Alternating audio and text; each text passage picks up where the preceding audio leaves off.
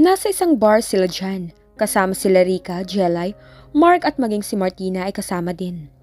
Kasama rin nila ang kaibigan ni Jan na si Mark na kadarating lang.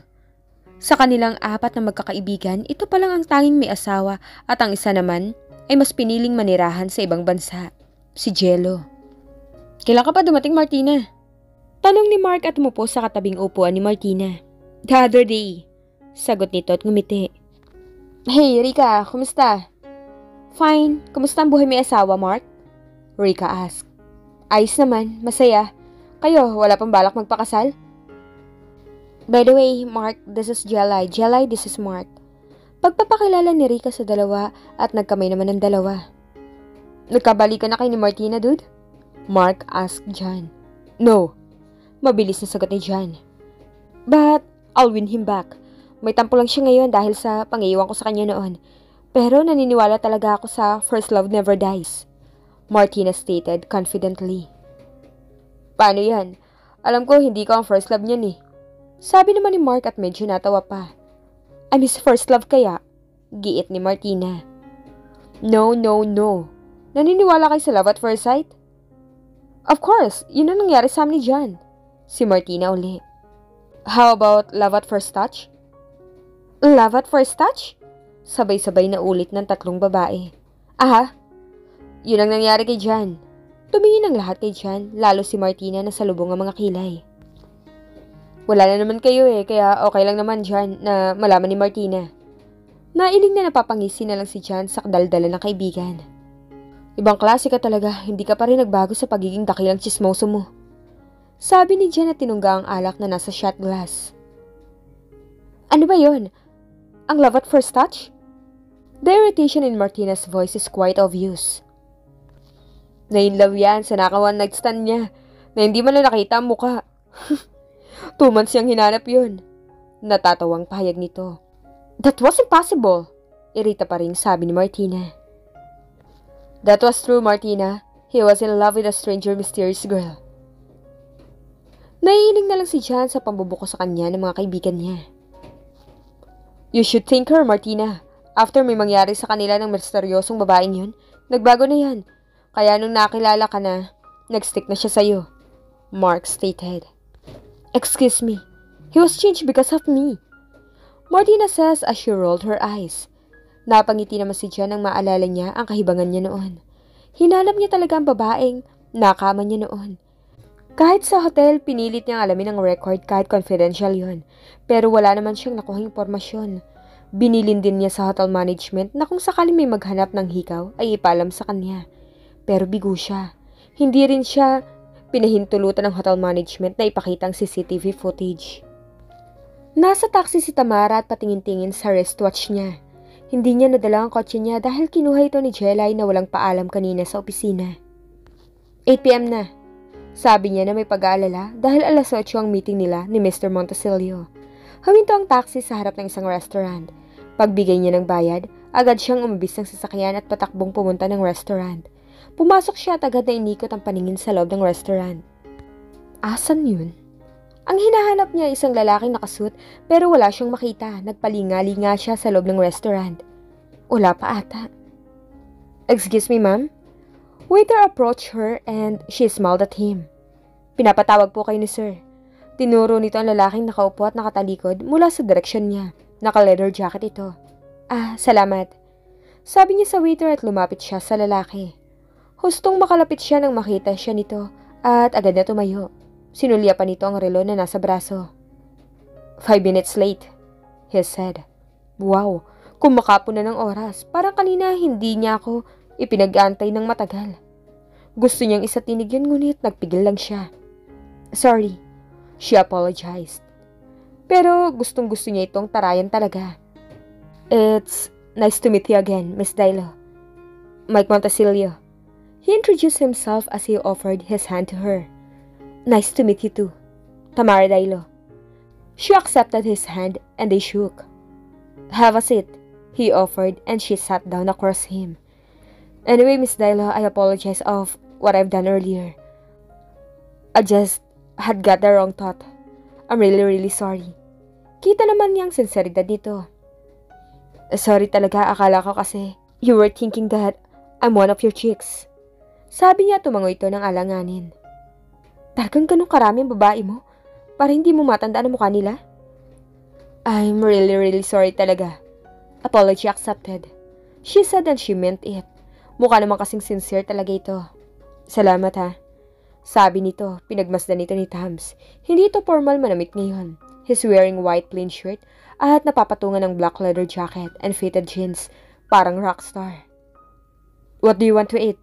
He asked. Nothing. Come on, order ka na. Pamimilit nito.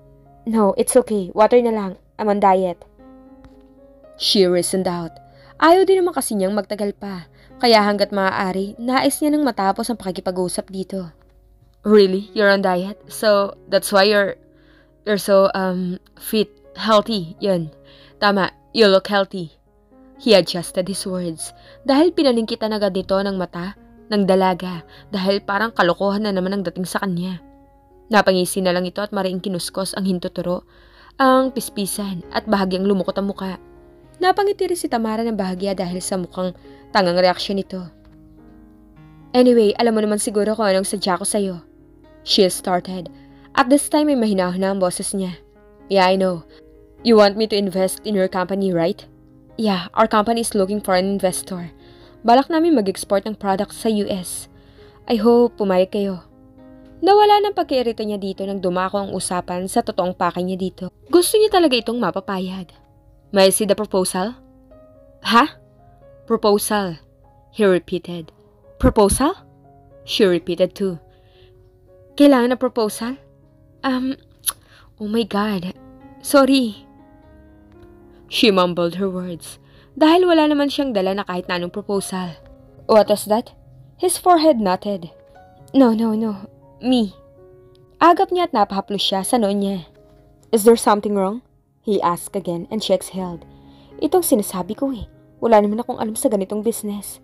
Ay, bakit hindi ito sinabi ni Mommy? Sabi niya sa utak niya. She runs her own interior office, pero never naman siyang naghanap ng investor para lang mapalaki o masimulan ang pipitsuging interior office niya.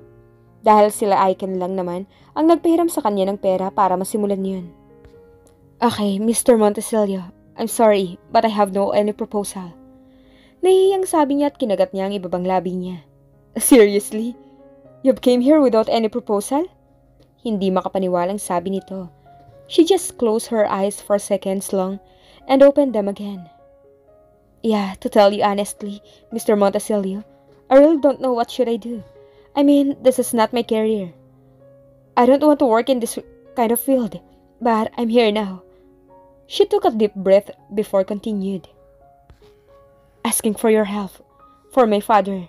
Patuloy niya. Why didn't Mr. Dilo talk to me about it? Why you? And haven't you asked him kung ano ang dapat gawin? He asked. Hindi kami nag-uusap eh. Actually, nasa hospital siya ngayon, kaya ako nakapag-meeting. So, how can you convince me kung wala kang proposal?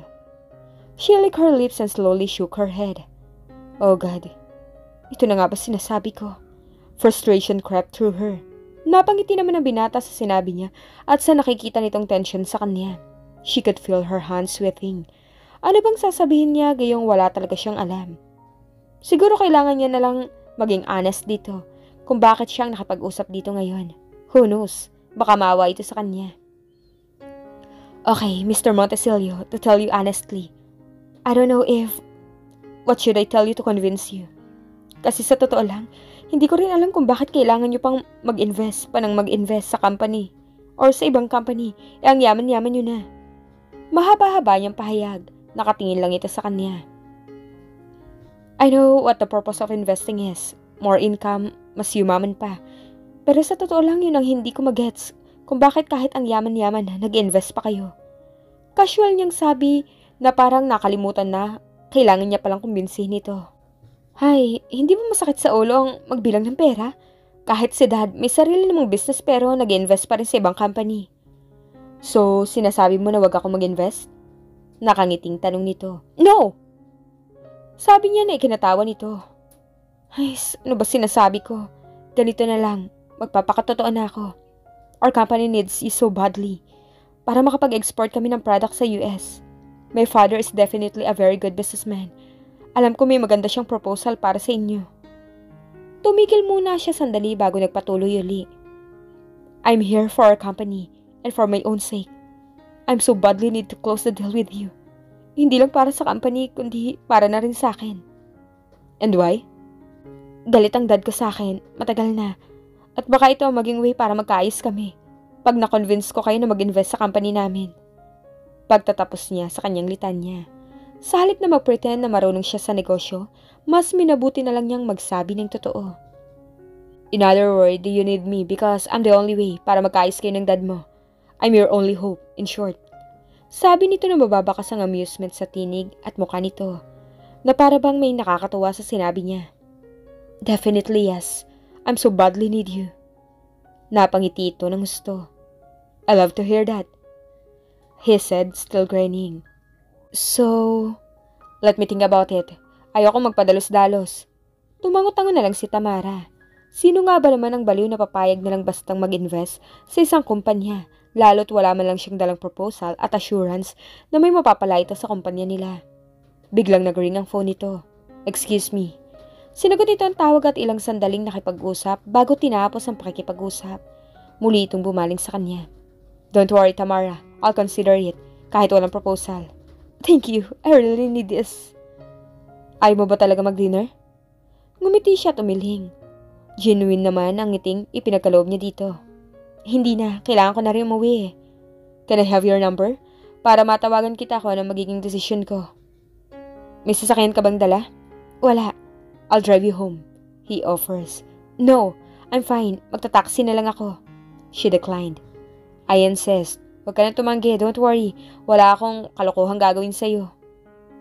Napabuntong hininga na lang siya. Parang kahit tumanggi yata siya dito, mukhang hindi na rin naman ito papayag pa. Okay. Good. Pero daan muna tayo sa bar ha. Diyan lang sa kabila. Saglit lang. Meron lang akong imimit. Then, I'll bring you home na. Let's go? Nagpunta sila sa isang resto bar na mga dalawang establishmento lang ang pagitan mula sa restaurant. Isang live band ang nagpa-perform. Dara, Tams. Aya nito. Tams, feeling talaga tong lalaking to. Bakit ba ako sumama-sama dito? Ay, relax, Tams. You need him so badly. He was right. He's your only hope para magkaayos kayo ng dad mo. Paliwanag niya sa kanyang sarili. Sumunod na lang siya dito at nagpunta sa table ng grupo ng mga kalalakihan at kababaihan. Pero dumistansya siya dito. Tams, halika. Nilapitan siya ni Mike at giniya palapit sa grupo. Wow, new chick. Ibang klase talagang taste mo, bro. Sabi ng isang lalaki. Ngiti-ngiti naman si Mike na hindi man lang itinama ang sinabi ng kaibigan. Hindi siya nakatiis na hindi magsalita. Excuse me, hindi niya ako chick. Hindi niya gusto mapagkamala na isa sa mga babae nito. Sa mga babae pa lang na nakita niya sa opisina nito, mukhang wala ng mga dangal. Kahit naman single mother siya, alam niya sa sarili niyang marangal siya. Oh, first time na may tumanggi maging chick mo ah. Kantsaw ng lalaki, tumawa pa. Nailing na lang si Mike. She's Tamara. We just met for a business meeting. Pakilala ni Mike sa kanya. Business meeting? It's too late for a business meeting, bro. Maybe it's a monkey business. Umalsa ang inis ni Tamara sa lalaki. Ngali-ngali niya itong pukpukin. Sige na, una na kami. Nagpakita lang ako sa inyo. Paalam nito. Nagpaalam naman sa kanya ang mga kaibigan nito saka umalis. Tams! Napahinto at napatingin siya sa tumawag sa kanya sa nadaanan niyang table. Nagulat siya na mapagsino ang tumawag sa kanya. Oh, Rika, GLI! What are you doing here? Gulat niyang tanong. Napatingin din siya kay Jan, nagulat din pero biglang parang dumilim ang mukha nito. Kami ang dapat na magtanong yan sa'yo. Anong ginagawa mo dito? Rika asked. Mike, wow! What a small world! Martina said, surprised. Kilala mo siya? Tamara asked Mike. Yes, Tamara. We know each other. He's my ex. Si Martina ang sumagot. Napatango na lang siya ng paulit-ulit. Tams, halika. Join na muna kayo sa amin. Bilis, upo na. Anyaya ni Rika. Tatanggi sana siya nang muling magsalita si Rika. Come on, Tams. Ngayon lang naman eh. Nandito ka na rin lang naman. Okay lang naman siguro kay Mike. Pamimilit ni Rika. Tamara, sige na. Join tayo. Para naman mas makilala mo rin ako. Para mawala ang bad impression mo sa akin. Segunda ni Mike. I'm sorry, Mr. Remember, you need me so badly. Sabi nito na hinabahan pa ng gusto ang so. Are you? Yes, I am. Putol nito sa itatanong niya sana. Parang ginagamit nito ngayon ang situation niya para pasunurin siya. But don't worry, ngayon lang naman. Mali natin makuha mo ang matamis kong oo ngayong gabi. So, pagbibigyan mo ako? Pinaikot na lang ni Tamara ang mata niya at napailing. And now, I am being manipulated by you. Iiling-iling niyang wika, nagawi ang tingin niya kay Jan na parang lalong sumama ang tingin. Tiningnan niya si Mike dahil mukhang ito ang tinitingnan ni Jan at nakatingin din pala si Mike kay Jan. Lumapit ang bahagya si Mike sa kanya at bumulong. Isa yun sa mga katangian ng businessman, manipulating people around you para manatili kang nakatayo. Lumayo ito sa kanya at pinaghila siya ng upuan. You're a quadruple M. Upo siya sa dulo ng table. Nakaupo si Jan sa dulo ng long side, kaya halos magkatabi sila. Umupo naman si Mike sa katabi ni Jelly at katapat ito si Jan. Anong quadruple M? Tanong matapos umupo. Hinarap niya ang binata at itinaas ang nakakuyom na kamao. Mike, release one finger. Montesilio, release second finger. Manipulative, release third finger. Lastly, no need to mention, baka mapikon ka pa eh. Hindi ko pa makuha matamis mong oo. I'm not like that, Hams. Just got a wrong thought, kaya nagawa ko yun. Tumawa ito ng malakas kaya parang lalong sumama ang mukha ni Jan sa nakikita. Whatever. Tumingin sa relong pambisig. Tumingin siya sa lahat. Anyway guys, this is Mike Montesilio. Pakilala ni Tamara dito. Siya si Jelly, Rica, Mark, and nabitin ang sasabihin niya nang dumako ang mata niya sa isang lalaki na ngayon lang niya nakita. Marky, Mark said. Nginitian niya ito. Magkapangalan sila. And this is Jan. Hindi niya na pinakilala pa si Martina dahil magkakilala naman ito. I know him. Kumusta, Jan Miller? Nakatitig lang si Mike dito. Ayos naman.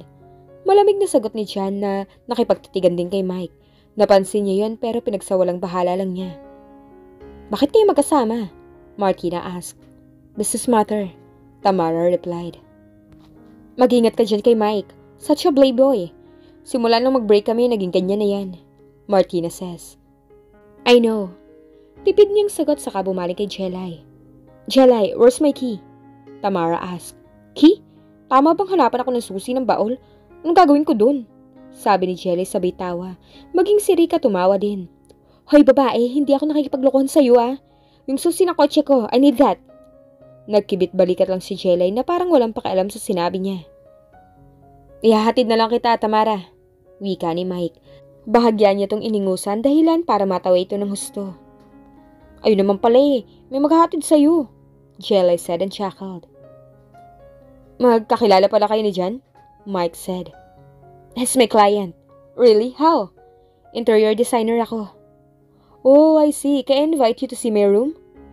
Tinaasan niya ito na isang kilay dahil iba na naman ang dating sa kanya na pahayag nito. What? Medyo irita ang tono niya. Papayos ko sa'yo para may iba naman. Pwede ba ayusin mo nga mga salita mo, Mr. Montesilio? Hey, relax. Binibigyan mo kasi na masamang meaning ang mga sinasabi ko. After what you did, masisisi mo ba ako? Nagsorry na ako and you accepted it already. So, pwede ka pumunta sa pad ko tomorrow? Mukhang may ginawa ka na agad na kalokohan kay Tamara. Singit ni Martina. Come on, Tamara, please. I need someone to fix my place. Okay, pero umaga ako pupunta. Kailangan ko kasing bumalik ng Tagaytay.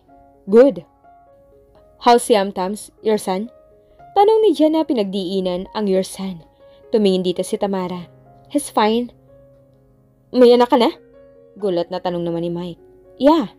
Bakit hindi mo sinabi? Do I need to tell you? He's not part of our business. Napangisi naman si Jan dahil sa sagot na yun ni Tamara. Who's the lucky guy? I mean, your husband. Single mother. Oh, grabing lalaki yun. Ang OA mo. Pwedeng mag-apply maging tate ng anak mo? Sabi ni Mike na may pilyong ngiti sa labi. Pinukol niya ito ng matalim na sulyap. Chill, just kidding. Bawi nito dahil sa sama ng tingin sa kanya ni Tamara. Buti naman, hindi kasi ako hiring eh. Sagot niya. Napatingin naman siya kay Jan na nakatingin din pala sa kanya. Napatitig siya sa mga mata nito. Pakiramdam niya matutunaw siya sa titig nito na talagang hindi kumukurap. Hindi niya mabasa ang ekspresyon ng mukha nito. Agad siyang nagbawi ng tingin dito. Bigla-bigla ay parang natense siya. May kinuha siya mula sa loob ng kanyang bag na isang maliit na white jar. Isa itong chewy tamarind candies. Binuksan niya ito at kumuha ng maliliit na laman sa may subo. Sinunod-sunod niya ang subo. Hey Tams, natatense ka ba? Tanong ng kaibigang si Rika. Sabay turo sa sarili at mabilis na umiling. Bakit nagtatake ka na naman ng drugs mo? Si Rika uli. Makadrugs naman to. Ito inumin mo, mas nakaka-relax yan. Sabay slide ng shot glass papunta sa kanya. Hindi, ayoko uminom. Kahit isa lang. Biglang inagaw ni Tia ng shot glass kay Mike at ito ang uminom. Ayaw nga diba? Nagtitigan ng dalawa habang palipat-lipat ang mata ni Tamara sa dalawa. Parang may nasesense siyang tensyon sa dalawa. Naisip niya na baka dahil kay Martina. Kumain na lang uli siya ng chewy tamarind candies. Ang adik mo talaga sa ganyan, Tams.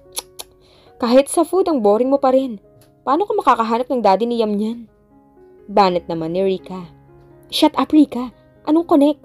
At wala akong balak maghanap ng tati ng anak ko. I don't need the man. I'd rather be addicted on it. Kaysa ma-addict sa kama. Tuloy-tuloy niyang sabi. May mamamagitan nga kaya kina Mike at Tamara? Paano na si John Miller?